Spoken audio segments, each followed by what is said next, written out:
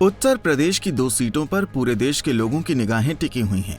एक सीट करहल है, जहां से सपा सुप्रीमो अखिलेश यादव चुनाव लड़ रहे हैं, तो दूसरी सीट गोरखपुर है, जहां से खुद सूबे के मुखिया योगी आदित्यनाथ चुनाव लड़ रहे हैं। करहल में चुनाव खत्म हो चुका है, वहीं 3 मार्च को गोरखपुर में योगी महाराज की अग्नि परीक्षा होनी है। मुख्यमंत्री योगी आदित्यनाथ को चक्रव्यूह में फंसाने के लिए अखिलेश यादव ने पूरी ताकत झोंक दी है। एक तो सपा ने लंबे समय से योगी आदित्यनाथ की सरकार में ब्राह्मणों की उपेक्षा का मुद्दा उठाया है, तो दूसरी तरफ महाराज के पुराने प्रतिद्वंदी दिवंगत उपेंद्र शुक्ल की पत्नी सुभावती शुक्ला को गोरखपुर के चुनावी समर में उतार दिया है। साफ है कि विपक्ष के ठाकुर बनाम ब्राह्मण कार्ड का लिटमस टेस्ट गोरखपुर सीट पर होना है। अगर महाराज को ज्यादा वोट आते हैं तो ये साफ हो जाएगा कि ब्राह्मण समाज ने उनका खुलकर साथ दिया है। गोरखपुर में ब्राह्मण वोटरों की आबादी अच्छी खासी है। बताया जा रहा है कि गोरखपुर शहरी सीट पर 55,000 ब्राह्मण मतदाता हैं। यही वजह है कि बीजेपी के कद्दावर नेता रहे दिवंगत उपेंद्र शुक्ला की पत्नी सुभावती शुक्ला को अखिलेश ने बाबा के खिलाफ उतारा है। सुभावती शुक्ला रो रो कर लोगों से वोट मांग रही हैं। अगर यहाँ ब्राह्मण वोटरों ने सुभावती शुक्ला को वोट दिया तो योगी आदित्यनाथ कड़े मुकाबले में फंस सकते हैं। हालांकि योगी आदित्यनाथ के लिए अच्छी बात यह है कि ब्राह्मण वोट कुछ हद तक कांग्रेसी कैंडिडेट चेतना पांडे को भी मिल सकता है। इसके अलावा गोरखपुर शहर में ठाकुर जाति के 25,000 तक वोटर हैं।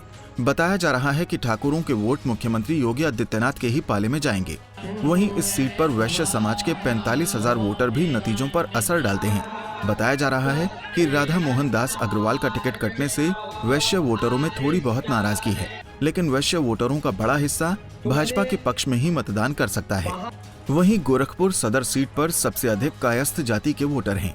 यहां कायस्थ जाति के 95,000 वोटों में से ज्यादातर योगी आदित्यनाथ के पक्ष में जा सकते हैं, क्योंकि कायस्थ जाति को बीजेपी का कोर वोटर माना जाता है। वहीं यहां 25,000 निषाद वोटर भी डॉक्टर संजय निषाद की वजह से योगी महाराज के पक्ष में जा सकते हैं। इसके अलावा पंजाबी, सिंधी, बंगाली और सैनिक कुल मिलाकर करीब 30,000 वोटर हैं। माना जाता है कि ये समाज मजबूती से योगी आदित्यनाथ के पक्ष में वोट कर सकता है। वहीं गोरखपुर सीट पर करीब 50,000 मुस्लिम वोटर और 25,000 यादव वोटर हैं। यादव वोटरों में कुछ हद तक बीजेपी सेंध लगा सकती है। वहीं बसपा ने यहां से ख्वाजा शमसुद्दीन को चुनावी मैदान में उतारा है। हो सकता है कि ख्वाजा अल्पसंख्यक मतों में थोड़ा सेंध लगा लें, तो चंद्रशेखर आजाद यहां 20,000 दलित वोटरों का बड़ा हिस्सा अपने पाले में कर सकते हैं।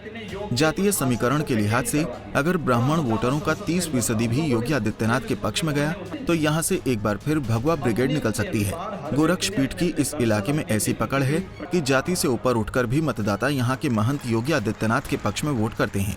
इसलिए गोरखपुर सदर ऐसी सीट है जहाँ पर लाख कोशिश करने के बाद भी सारी पार्टियों के जातीय समीकरण बिगड़ जाते हैं। Bureau report, Punjab Kesari TV.